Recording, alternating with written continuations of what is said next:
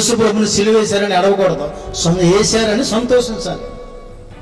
నిజంగా మనం ఏడ్చామండి, యేసు ప్రభుని సిలువ వేశారు కదా అని చాలా ఏడుస్తున్నాం. దానివల్ల ఏంటి చెప్పండి? యేసు ప్రభుని సిలువ వేయలేదండి. ఏంటి చెప్పండి? యేసు ప్రభుని సిలువ వేయలేదు. దానివల్ల మనకి ఏమొస్తుంది? రక్షణ లేదు కదా. రక్షణ లేదు. రక్షణ లేకపోతే నువ్వేం చేయాలి? ఏం చేయాలి చెప్పండి? ఏం చేయాలి?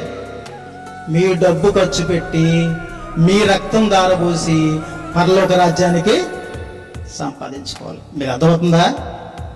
యేసు ప్రభువుని సిలువ వేయకపోతే ఏం చేయాలంట? మనకు మనం నీతిమంతులుగా చేసుకొని పరలోకానికి వెళ్ళాలి. వెళ్ళగలమా? జరిగే పనా? మాకు అర్థమవుతుందా? అస్సలు జరగదు. నువ్వు 100 కోట్ల రూపాయలు ఇచ్చిన యేసు ప్రభు రక్తాన్ని కొనలేవు. అటువంటి రక్తాన్ని యేసు ప్రభునికి ఉచితంగా దేవుని సంకల్పంలో ఉన్నావు కనుక ఈరోజు ఇక్కడ కూర్చొని వాక్యం వినగలుగుతున్నావు.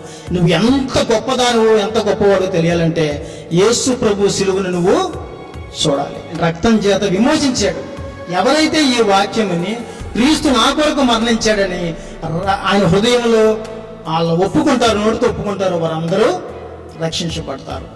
ఎవరైతే ఒప్పుకోరో వారందరూ రక్షించబడరు. ఆయన వచ్చే కాలం అయింది కనుక ఆయన కోసం మనం ప్రార్థన చేస్తూ ఈ పాలె గ్రామంలో అందరి కోసం ప్రార్థన చేయండి. వీరందరూ రక్షించబడాలి, వీరందరూ పరలోక రాజ్యాన్ని చేర్చుకోవాలి. అందుకే దేవుని ప్రేమ శాశ్వతమైంది. అటువంటి ప్రేమతో మనందరం ప్రార్థన చేద్దాం. అమ్మా, అందరూ ప్రభువుని నమ్ముకొని అందరూ కూడా ఎవరు నశింపకూడదు. దేవుని ఆశ ఏంటో మన ఆశ కూడా అంతే. ఎవ్వరు కూడా నశింపకూడదు, ఎవ్వరు నరకానికి వెళ్ళకూడదు. అంటే చాలా ప్రమాదకర నరకం.